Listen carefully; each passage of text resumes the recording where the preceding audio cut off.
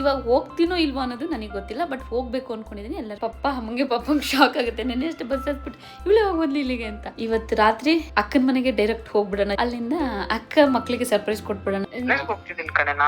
ಕಾಲೇಜಿಗೆ ಹೋಗ್ತಾ ಇದೀಯಾ? ಓ, ಕಲರೇ ಹೋಗ್ತಾ ಇದ್ರ ನಾಳೆ? ನನಗೆ ಜೀವ ಡಗ ಅಂತ ಇದೆ, ಒಂದ್ ಸ್ವಲ್ಪ ಭಯ ಆಗ್ತಾ ಇದೆ. ಯಾಕಂದ್ರೆ ಸಡನ್ ಆಗಿ ಪ್ಲಾನ್ ಮಾಡಿದೆ 1:30ಗೆ. ನನಗೆ ಕಲರ್ ಬಂದ್ರೆ ಫೈಟ್ ಮಾಡೋಕ್ಕೂ ರೆಡಿ ಇರ್ಬೇಕು, ಡಿಜ್ಗ ಅಂತ ಒದ್ದೆ ಕಲೋ. ಎಲ್ರಿಗೂ ನಮಸ್ಕಾರ. ಇವಾಗ 1:30 ಆಗಿದೆ ಟೈಮು. ನನ್ನ ಮಗಳು ಸ್ಕೂಲಿಂದ ಬರೋದು ಇನ್ನೊಂದು 3 ಗಂಟೆ 4 ಗಂಟೆ ಬಂದ್ಬಿಡ್ತಾಳೆ. ಬಟ್ ಈಗ ಸಡನ್ ಆಗಿ ಯಾಕೋ ಫ್ಲಾಶ್ ಆಯ್ತು, ಊರಿಗೆ ಹೋಗೋಣ ಅಂತ ಅನ್ನಿಸ್ತು. ಯಾಕಂದ್ರೆ ಸೆಕೆಂಡ್ ಸ್ಯಾಟರ್ಡೆ 4th ಸ್ಯಾಟರ್ಡೆ ನನ್ನ ಮಗಳಿಗೆ ರಜೆ ಇರೋದ್ರಿಂದ ಸ್ವಲ್ಪ ಆ ಟೈಮಲ್ಲಿ ಪ್ಲಾನ್ ಮಾಡ್ತೀನಿ. ಬಟ್ ಇವಾಗ ಹೋಗ್ಬೇಕು ಅಂತ ನನ್ನ ತಲೆಯಲ್ಲೇ ಇರ್ಲಿಲ್ಲ. ನಿನ್ನೆ ಅಷ್ಟೇ ಬೆಳಗ್ಗೆ ಪಪ್ಪನ ಬಸ್ ಹತ್ತಿ ಬಂದಿದ್ದೀನಿ. ಇವಾಗ ಹೋಗ್ತೀನೋ ಇಲ್ವೋ ಅನ್ನೋದು ನನಗೆ ಗೊತ್ತಿಲ್ಲ, ಬಟ್ ಹೋಗ್ಬೇಕು ಅನ್ಕೊಂಡಿದ್ದೀನಿ. ಎಲ್ಲರಿಗೂ ಸರ್ಪ್ರೈಸ್ ಕೊಡ್ಬೇಕು ಅಂತ ಅನ್ಕೊಂಡಿದ್ದೀನಿ. ಅಕ್ಕಂಗೆ ಅಮ್ಮಂಗೆ ಪಪ್ಪಂಗೆ ಶಾಕ್ ಆಗುತ್ತೆ. ನಿನ್ನೆ ಅಷ್ಟೇ ಬಸ್ ಹತ್ಬಿಟ್ಟು ಇವಳೇ ಹೋಗೋದ್ಲಿ ಇಲ್ಲಿಗೆ ಅಂತ ಪ್ಲಾನ್ ಮಾಡ್ತಾ ಇದೀನಿ. ಹೋಗ್ತೀನಿ ಇಲ್ವೋ ಗೊತ್ತಿಲ್ಲ, ನೋಡೋಣ. ಇನ್ನು ನನಗೆ ಟೈಮ್ ಇಲ್ಲ, ಇನ್ನು ರೆಡಿ ಆಗೋಕ್ಕೂ ಪ್ಯಾಕ್ ಆಗೋಕ್ಕೂ ಟೈಮ್ ಇಲ್ಲ. ಇನ್ನು ಹೋದ್ರೆ ಇನ್ನು 2 days ಅಷ್ಟೇನೆ. ಅದಕ್ಕೆ ಬಸ್ಸಲ್ಲಿ ಹೋಗ್ತಾ ಇರೋದು. ಸೊ ಮತ್ತೆ ಅಲ್ಲಿಗೆ ಎಷ್ಟು ಗಂಟೆಗೆ ರೀಚ್ ಆಗ್ತೀನಿ, ಮತ್ತೆ ಅಲ್ಲಿಂದ ಬಂದು ಕರ್ಕೊಂಡು ಹೋಗಿ ಅವೆಲ್ಲ ಯೋಚನೆ ಮಾಡಬೇಕು. ನನಗೆ ಈ ಗಡಿ ಬಿಡಿಲಿ ತಲೆನೇ ಓಡಲ್ಲ. ಈಗ ಬಟ್ಟೆ ಬೇರೆ ವಾಶಿಗೆ ಹಾಕ್ಬಿಟ್ಟಿದೆ, ಒಣಗಾಕ್ಬಿಟ್ಟು ಹೋಗ್ಬೇಕು, ಟೈಮ್ ಆಗುತ್ತೆ. ಅದಕ್ಕೂ ಮುಂಚೆ ಈಗ ಅಕ್ಕಂಗೊಂದ್ಸರಿ ಫೋನ್ ಮಾಡ್ಕೊತೀನಿ. ಅಮ್ಮಂಗೆ ಫೋನ್ ಮಾಡ್ಕೊಂಡಿದ್ದೆ. ಓ ಅಮ್ಮ, ನಾನು ಬರ್ಬೋದಿತ್ತಲ್ವ ಈ ಸರಿ 4th ಸ್ಯಾಟರ್ಡೆ ಅಂದೆ. ಸುಮ್ಮನೆ ಏನಕ್ಕೆ, ಈಗಷ್ಟೇ ಪಾಪ ಬಂದು ಹೋಗಿದ್ದಾರೆ, ಲಾಸ್ಟ್ ವೀಕ್ ಅಷ್ಟೇ ನಾವು ಬಂದಿದ್ವಿ, ಬೇಡ ಅಂದ್ರು. ಆಮೇಲೆ ನೋಡೋಣ, ಈಗ ಅಮ್ಮಂಗೂ ನಾನು ಬರ್ತೀನಿ ನನ್ನ ಗ್ಯಾರಂಟಿ ಇಲ್ಲ. ನೆಕ್ಸ್ಟ್ ಇನ್ನೊಂದು ಯಾವಾಗಲೂ ಸೆಕೆಂಡ್ ಸ್ಯಾಟರ್ಡೆ ಬರ್ತೀನಿ ಅಂತ ಹೇಳಿದ್ದೀನಿ.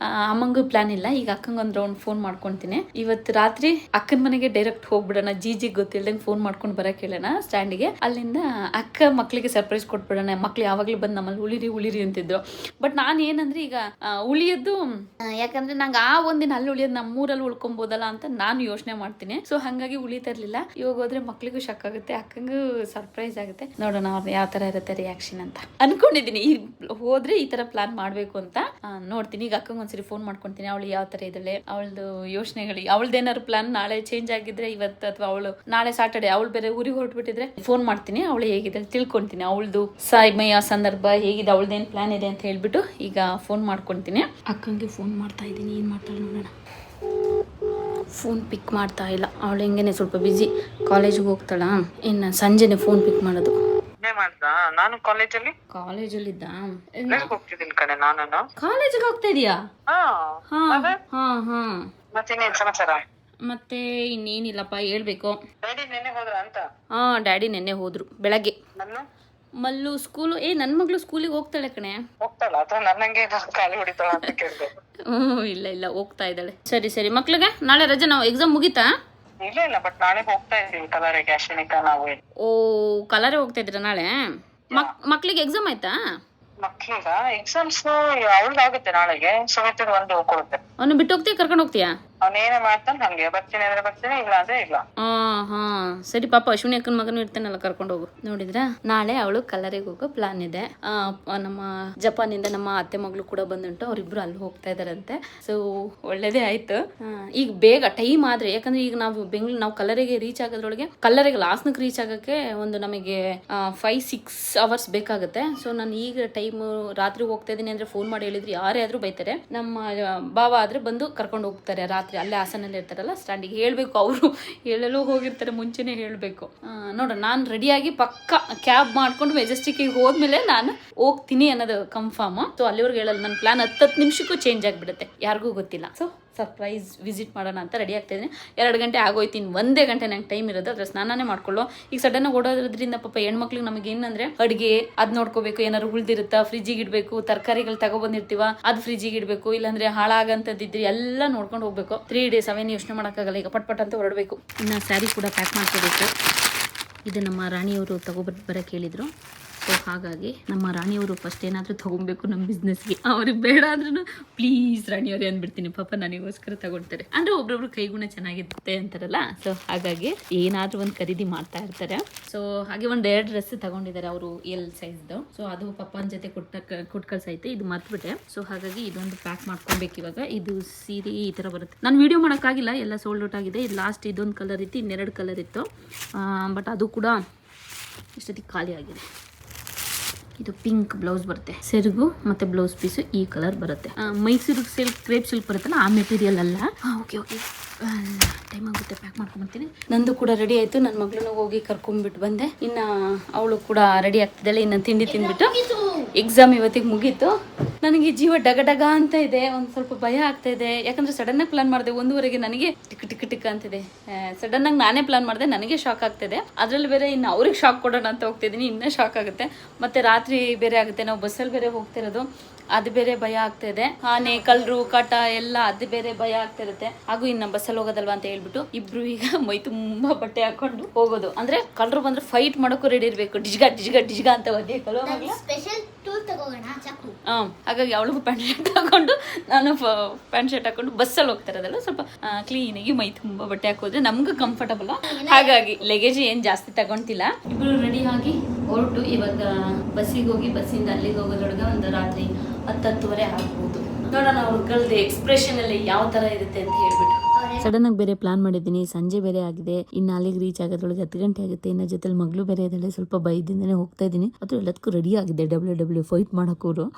ಆದ್ರೂ ನಾನು ಹೋಗ್ತಿದ್ದಂಗೆ ನಮ್ಮ ಕಡೆ ನಮ್ಮ ಕುಂದೂರವ್ರು ಸಿಕ್ಕಿದ್ರು, ಬಂದು ಅವರೇ ಮಾತಾಡ್ಸಿದ್ರೆ ಸ್ವಲ್ಪ ಸಮಾಧಾನ ಆಯಿತು, ಖುಷಿ ಆಯಿತು, ಏನೋ ಒಂಥರ ಧೈರ್ಯ ಬಂತು. ಆಮೇಲೆ ಅದೇ ಅವ್ರದ್ದೇ ನಮ್ಮದೇ ಬಸ್ ಇದೆ ಹೋಗಿ ಅಂತ ಹೇಳಿದ್ರು, ಸೊ ಅದಕ್ಕೆ ಹತ್ಕೊಂಡೆ. ಇನ್ನು ಊಟದ ಟೈಮ್ ಬೇರೆ ಆಗಿತ್ತೆ, ಯಾರಿಗೂ ಹೇಳಿರ್ಲಿಲ್ವಲ್ಲ, ಸೊ ಹಾಗಾಗಿ ಇನ್ನು ನನಗೂ ಪಲಾವ್ ಇಷ್ಟ, ಸೊ ಅಲ್ಲಿ ಪಾರ್ಸಲ್ ಕೂಡ ತಗೊಂಡು ಬಸ್ಸಿಗೆ ಬಂದೆ. ಅಂದರೆ ಅಲ್ಲಿ ಹೋಗಿ ಇನ್ನು ನಾವೇನೋ ಪಟಪಟ ತಿಂದ್ಬಿಡ್ತೀವಿ, ಮಗಳು ತಿನ್ನೋಕ್ಕಾಗಲ್ಲ, ಸೊ ಹಾಗಾಗಿ ಬಸ್ಸಿಗೆ ತಗೊಬಿಟ್ಟು ಬಂದೆ. ನನ್ನ ಮಗಳು ಬಸ್ಸಲ್ಲಿ ತಿಂತಾಯಿತ್ತು, ಜೊತೆಗೆ ಬಜ್ಜಿ ಕೂಡ ತಗೊಬಿಟ್ಟು ಬಂದಿದ್ದೆ.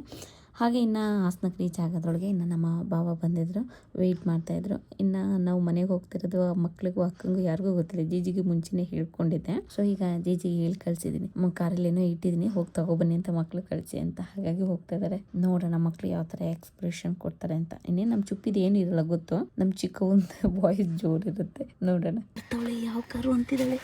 ಬಕ್ಕ ಬಕ್ಕ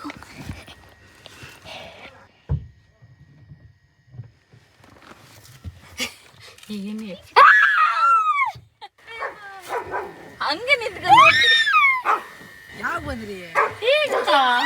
ಅರಿಕೆ ಅಪ್ಪ ಕರ್ತ ಹೋಗಿದ್ದು. ಹಿಂಗೆ ನಮ್ ಚಿಕ್ಕ ಒಬ್ಳೆ ಪಾಪ ಎಕ್ಸ್ಪ್ರೆಷನ್ ಕೊಡೋದು. ಏನಾಯ್ತು ಬಂದ್ರೆ ಕೈ ನಡ್ಕೊಬಿಟ್ಟ.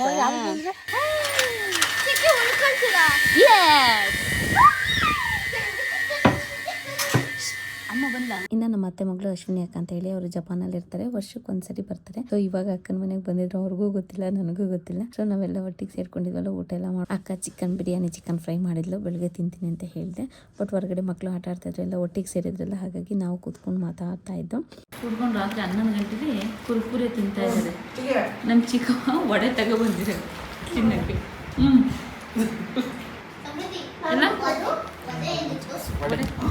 ಅತ್ತೆ ಮಾಡಿದ್ರಂತ. ಜಪಾನ್ ಅತ್ತೆ ಎಲ್ಲ ಮಿಸ್ಟೇಕ್ ಆಗ್ಬಿಡುತ್ತೆ. ಜಪಾನ್ ಅತ್ತೆ ನಮ್ಮ ಚಿಕ್ಕವ ಸಾಕೊಂಡಿದೆ ನೋಡಿ. ನಮ್ಮ ಚಿಕ್ಕಮ್ಮ ಅವ್ರ ಅಮ್ಮನ ಸೀರೆ ಉಟ್ಕೊಂಡು ಏನ್ ಮಾಡ್ತಾಳೆ,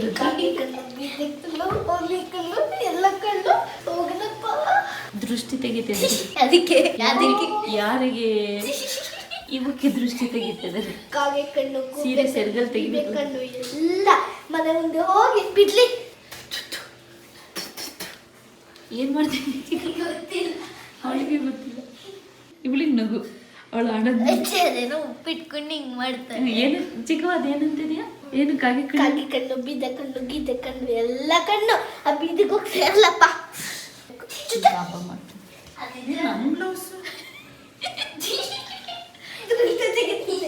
ದೃಷ್ಟಿ ತೆಗಿತಿದ್ದೀವಿ.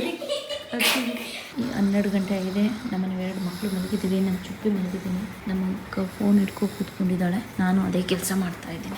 ಏನೋ ರಾತ್ರಿ ಮಾತಾಡ್ಕೊಂಡು ಮಲಗಿದ್ದು ಸ್ವಲ್ಪ ಲೇಟೇ ಆಯಿತು. ಇನ್ನು ನಮ್ಮ ಮಕ್ಕಳು ನಮ್ಗಿಂತ ಲೇಟಾಗಿ ಮಲ್ಕೊಂಡ್ರು, ಅವರಿಬ್ರು ಅಕ್ಕ ತಂಗಿ. ಹಾಗೆ ಬೆಳಿಗ್ಗೆ ನಾನು ಬೇಗ ಇತ್ತು, ಫ್ರೆಶ್ ಅಪ್ ಎಲ್ಲ ಆಗಿ ಈಗ ಮಗಳನ್ನ ಎದ್ದೇಳ್ಸೋಣ ಅಂತ ಹೋಗ್ತಾ ಇದ್ದೀನಿ. ಇನ್ನು ನಮ್ಮ ಚುಪ್ಪಿ ಅವ್ನು ಸ್ವಲ್ಪ ಗಿಡಕ್ಕೆಲ್ಲ ನೀರು ಹಾಕೋದು. ನಮ್ಮ ಚಿಕ್ಕವ್ಗೆ ಹೇಳಿಲ್ಲ, ಚಿಕ್ಕವ್ ಬಗ್ಲಿಲ್ಲ ಪಾಪ. ನಮ್ಮ ಚುಪ್ಪಿ ಅವನೇ ಆಗ್ತಾ ಇದ್ದಾನೆ ಜೋಡ್ ಮಾಡ್ಕೊಂಡು. ಹಾಗೆ ಇವತ್ತು ಸ್ಯಾಟರ್ಡೆ ಆಗಿರೋದ್ರಿಂದ ಅಕ್ಕವರು ಕೂಡ ಕಲರೇ ಬರ್ತಾರೆ. ಬಟ್ ಅವ್ರು ಬರೋದು ಸಂಜೆ ಆಗುತ್ತೆ, ಮಕ್ಕಳು ಸ್ಕೂಲ್ ಮುಗಿಸ್ಕೊಂಡು ಅಕ್ಕನ ಕಾಲೇಜ್ ಎಲ್ಲ ಮುಗಿಸ್ಕೊಂಡು ಬರೋದ್ರೊಳಗೆ ನಾನು ಅವ್ರ ಜೊತೆ ಹೋಗೋಣ ಅಂದ್ರೆ ಒಂದಿನ ಎಲ್ಲ ಇಲ್ಲೇ ವೇಸ್ಟ್ ಆಗ್ಬಿಡುತ್ತೆ. ಸೊ ಹಾಗಾಗಿ ನಾನು ಅರ್ಲಿ ಮಾರ್ನಿಂಗ್ ಬೆಳಗ್ಗೆ ಒಂದು 7:30 ಹಂಗೆ ಹೊರಟ್ಬಿಟ್ಟಿದ್ದೀನಿ. ಇನ್ನು ಅಕ್ಕ ಏನೋ ತಗೋಬಿಟ್ಟು ಬಂದಿದ್ದೀನಿ, ಕೊಡ್ತೀನಿ ಮನೆಗೆ ಅಂದ್ರೆ ರಾತ್ರಿ ಮರ್ತೇ ಹೋಗ್ಬಿಡ್ತು. ಸೊ ಹಾಗಾಗಿ ಈಗ ಅದೇನೋ ತಗೋಬಿಟ್ಟು ಬಂದಿದ್ರು, ಲಾಸ್ಟ್ ಲೇಟ್ ಕೊಡ್ತಾ ಇದ್ದಾಳೆ. ಇಲ್ಲ ತೋರ್ಸು ಮಗ್ಳು.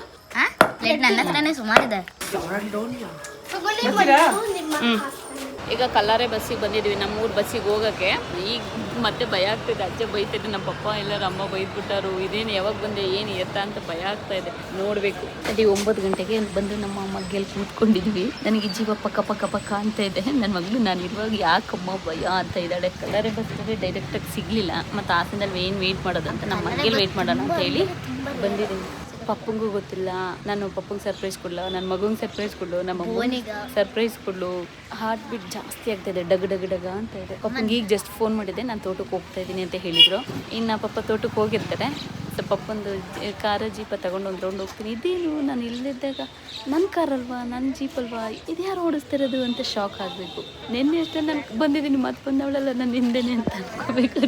ನಾವು ಹಾಸನದ ಸ್ಟ್ಯಾಂಡಿಗೆ 7:30ಗೆ ಬಂದಿದ್ದೆ. ನಮ್ಮದು ಕಲ್ಲಾರೆ ಬಸ್ ಸ್ವಲ್ಪ ಲೇಟಾಗಿ ಬರುತ್ತೆ ಅನ್ನೋದಾಯಿತು. ಇನ್ನು ಅಲ್ಲಿ ರೆಡಿಯಾಗಿ ನಿಂತಿತ್ತು ಮಗ್ಗೆ ಬಸ್ಸು. ಇನ್ನೇನು ಇಲ್ಲಿ ನಿಂತ್ಕೊಳ್ಳೋದು, ಅಲ್ಲೋಗಿ ನಿಂತ್ಕೊಂಡ್ಬಿಡೋಣ ನಮ್ಮ ಮಗ್ಗೆಲಿ ಅಂತ ಹೇಳ್ಬಿಟ್ಟು ಅಲ್ಲಿಂದ ಬಂದು ಸ್ವಲ್ಪ ಬೇಗನೆ ಬಂತು ಏನೋ. ಇನ್ನು ಅಲ್ಲೇ ನಮ್ಮ ಗಂಗಾಧರಣ್ಣ ಶಾಪಲ್ಲಿ ಕೂತ್ಕೊಂಡು ಸ್ವಲ್ಪ ಹೊತ್ತು ಅಲ್ಲಿ ನಮ್ಮ ಬಸ್ ಬರೋವರೆಗೂ, ನಮ್ಮ ಕಲ್ಲಾರೆ ಬಸ್ ಬರೋವರೆಗೂ ವೇಟ್ ಮಾಡ್ಕೊಂಡು ಅಲ್ಲಿಂದ ಊರಿಗೆ ಬಂದು, ಇನ್ನ ನಿನ್ನೆ ಅಕ್ಕ ಬಿರಿಯಾನಿ ಮತ್ತೆ ಚಿಕನ್ ಫ್ರೈ ಮಾಡಿದ್ಲು, ರಾತ್ರಿ ಊಟ ಮಾಡ್ಕೊಂಡಿದ್ನಲ್ಲ, ಹಾಗಾಗಿ ಬೆಳಿಗ್ಗೆ ಪಾರ್ಸಲ್ ಕಳ್ಸಿದ್ಲಲ್ಲ, ಅದನ್ನ ನಾನು ನನ್ನ ಮಗಳು ಇಲ್ಲಿ ಕೂತ್ಕೊಂಡು ತಿಂತಾ ಇದ್ವಿ.